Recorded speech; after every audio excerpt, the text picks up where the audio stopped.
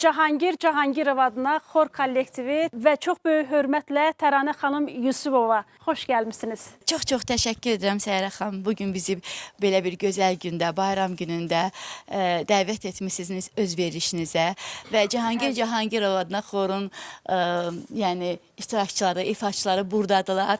Onlar da sizə öz təşəkkürünü bildirir. Estağfurullah.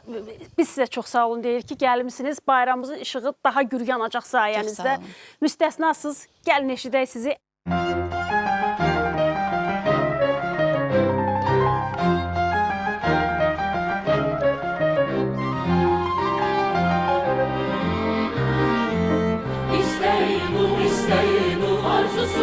Arzusu her gayası Koroğlu'dur. İsteyinu arzusu her gayası Koroğlu'dur. Hey Kahramanlar, hey Eroğlu'dur. Bu torpağın, bu diyarın, bu torpağın, bu diyarın, gelmelidir.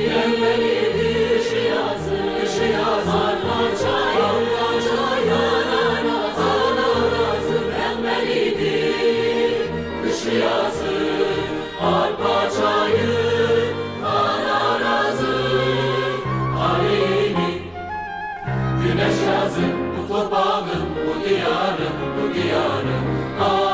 bu torpağın, bu diyarın,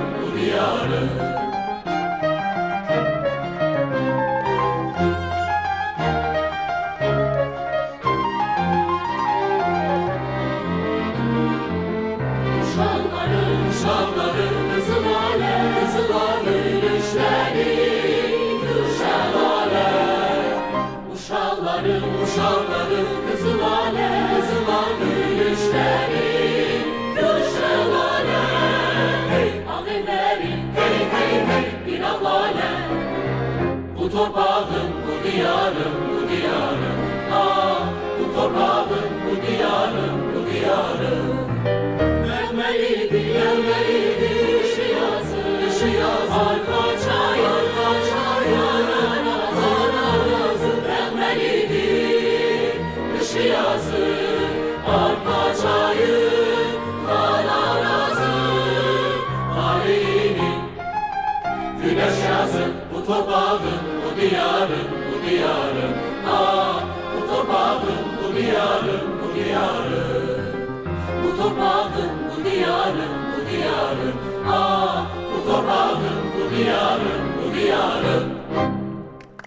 Çox sağ olun. Mən təklif edirəm ki, özümüzü bir qəşəng alqışlayaq. Və xor şəklində nə deyək Ovqat tamaşaçılarına? Novruz bayramımız mübarək.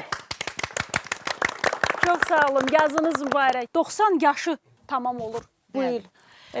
Bu il Cahangirov adına xorun 90 illiyi idi və bu münasibətlə biz çoxlu ardıcıl konsertlər veririk, sizə dəvət edirik. Bu bayram axşamında sevə-sevə, qaça-qaça gələcəm. Arzu edirəm ki, hələ neçə 10 illikləri arxada qoyasınız. Bu da bizim sizə bayram arzumuz, bayram töhfəmiz olsun. Təşəkkür edirəm. Çox sağ olun, çox böyük zövq aldıq. Minnətdarım. Əsl bax bayram bu idi.